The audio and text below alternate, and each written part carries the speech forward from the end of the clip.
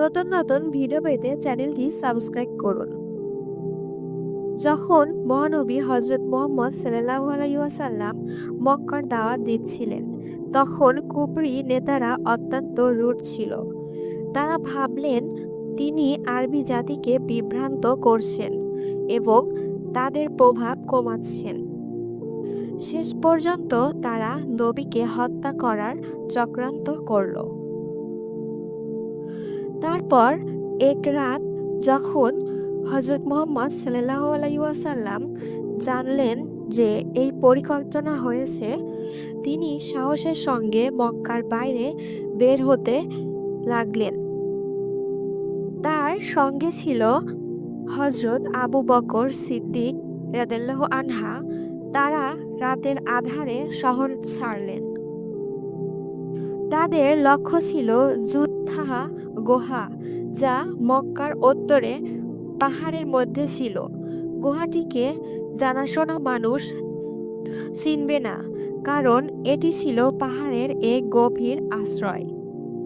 রাত গভীর, চাঁদ অর্ধেক আকাশে। নবীজি সাল্লাল্লাহু আলাইহি ওয়াসাল্লাম এবং হযরত আবু বকর রাদিয়াল্লাহু আনহা পাহাড়ের দিকে এগোতে লাগলেন। পথে হঠাৎ পেছন থেকে শব্দ এলো। সন্দেহভাজন লোকেরা তাদের খুঁজছিল। তখন নবীজি সাল্লাল্লাহু আলাইহি ওয়াসাল্লাম হযরত আবু বকরের দিকে তাকালেন এবং শান্ত কণ্ঠে বললেন যে, ভয় করো না, আল্লাহ আমাদের রক্ষা করবেন। তারা যখন এভাবে গুহার মুখে পৌঁছালেন, তখন দেখলেন একটি বিশাল মাকড়সা গুহার প্রবেশদ্বারে তার জাল তৈরি করছে। মাকড়সা জাল ছড়িয়ে গুহার মুখকে ঢেকে দিল। হযরত আবু বকর রাদিয়াল্লাহু আনহা অবাক হয়ে বললেন যে, ইয়া রাসূলুল্লাহ, দেখেন, মাকড়সা আমাদের পথ রক্ষা করছে। নবীজি মৃদু হেসে বললেন, হ্যাঁ, আল্লাহ যে কোনো সৃষ্টির মাধ্যমে সাহায্য দিতে পারেন। হযরত মুহাম্মদ সাল্লাল্লাহু আলাইহি ওয়াসাল্লাম এবং হযরত আবু বকর রাদিয়াল্লাহু আনহা গুহার ভেতরে প্রবেশ করলেন। তখন তারা প্রথমে লক্ষ্য করলেন গুহার ভেতরের পরিবেশ শান্ত ও নিঃশব্দ। বাইরে রাত্রির অন্ধকার, শত্রুদের খোঁজ এবং মরুভূমির নীরবতা সবই তাদের চারপাশে ছিল। কিন্তু ভেতরে তারা এক ধরনের নিরাপত্তা অনুভব করলেন। গুহার মুখে মাকড়সার জাল ছিল, যা শত্রুদের চোখ থেকে তাদের আড়াল করেছিল। মাকড়সার ছোট কিন্তু সূক্ষ্ম জাল গুহার মুখকে এমনভাবে ঢেকে রেখেছিল যেন কেউ ভেতরে প্রবেশ করতে পারে না। রাসূল সাল্লাল্লাহু আলাইহি ওয়াসাল্লাম বললেন, দেখো, আল্লাহর সাহায্য সব জায়গায় উপস্থিত, আমরা কেবল ধৈর্য ধরব। হযরত আবু বকর রাদিয়াল্লাহু আনহা চুপচাপ বসেছিলেন, কিন্তু তার চোখে স্পষ্ট ছিল তিনি নবীর সাহস এবং ঈমানের প্রতি সম্পূর্ণ আস্থা রেখেছেন। রাতের প্রথম ভাগে তারা গুহার মধ্যে কিছুক্ষণ বসে প্রার্থনা করলেন। নবীজি সাল্লাল্লাহু আলাইহি ওয়াসাল্লাম আল্লাহর নাম উচ্চারণ করলেন এবং ভয়কে সাহসের মধ্যে রূপান্তরিত করলেন। কিছুক্ষণ পর তারা খাবারের জন্য প্রস্তুতি নিলেন। তখনও গুহার ভেতর তাদের আশ্রয় নিরাপদ ছিল। বাইরে শত্রুদের দল মিলে গুহার চারপাশে ঘুরছিল, কিন্তু মাকড়সার জাল এবং ভেতরের ছায়া তাদের পথ অন্ধকারে ঢেকে দিয়েছিল। সন্ধ্যা থেকে ভোর পর্যন্ত নবীজি সাল্লাল্লাহু আলাইহি ওয়াসাল্লাম এবং হযরত আবু বকরের মধ্যে আলাপ চলল। নবীজি সাল্লাল্লাহু আলাইহি ওয়াসাল্লাম বললেন যে, হযরত আবু বকর, কখনো মনে হবে পরিস্থিতি কঠিন, মনে রাখো, আল্লাহর সাহায্য সর্বদাই কাছে। হযরত আবু বকর রাদিয়াল্লাহু আনহা বললেন, আমার প্রিয় নবী, আপনার সাহস দেখলে আমি আরো দৃঢ় হয়েছি। আমরা একসাথে থাকলে কোনো ভয় আমাদের অতিক্রম করতে পারবে না।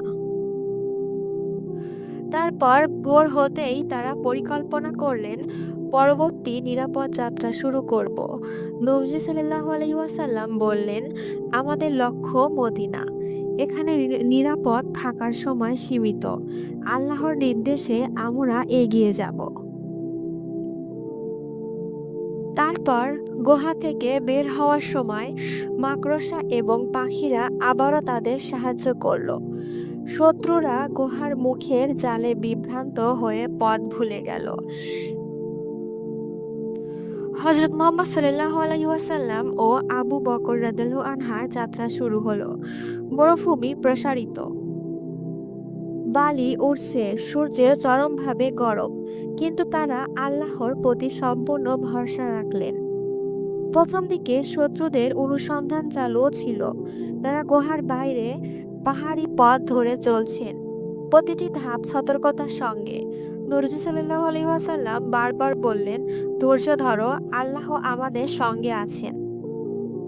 হযরত আবু বকর রাদিয়াল্লাহু আনহা ভাবলেন, কখনো কখনো মনে হলো কোনো প্রাণী বা ছোট জীবও সাহায্য করতে পারে। ঠিক তখনই পাহাড়ি পথে একটি ছোট মাকড়সা জাল তৈরি করতে শুরু করলো, যা তাদের পিছু নেওয়া শত্রুদের চোখে দৃশ্যমান হওয়া বন্ধ করলো। তারপর শত্রুরা কিছুক্ষণ পাহাড়ের পথ ধরে এগিয়ে গেলেও তারা বিভ্রান্ত হয়ে মাকড়সার জালে আটকে গেল।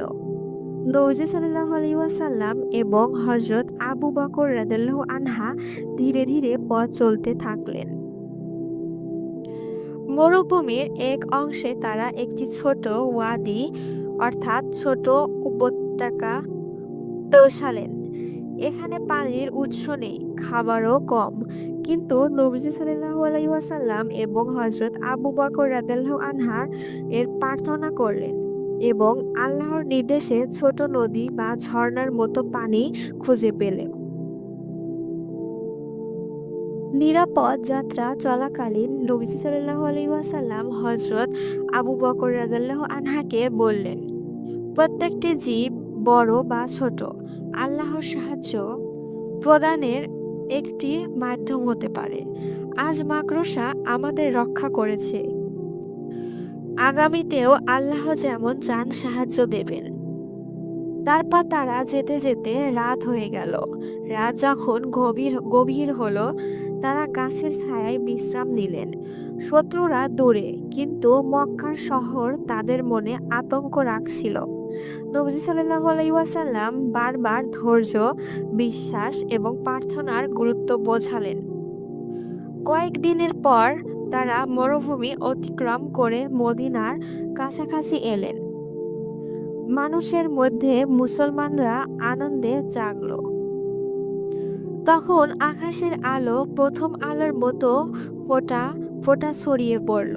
তারা দীর্ঘ পথ অতিক্রম করেছে, অনিশ্চয়তা এবং বিপদের মধ্যে দিয়ে, কিন্তু তাদের ধৈর্য এবং ঈমান তাদের শক্তি জুগিয়েছে।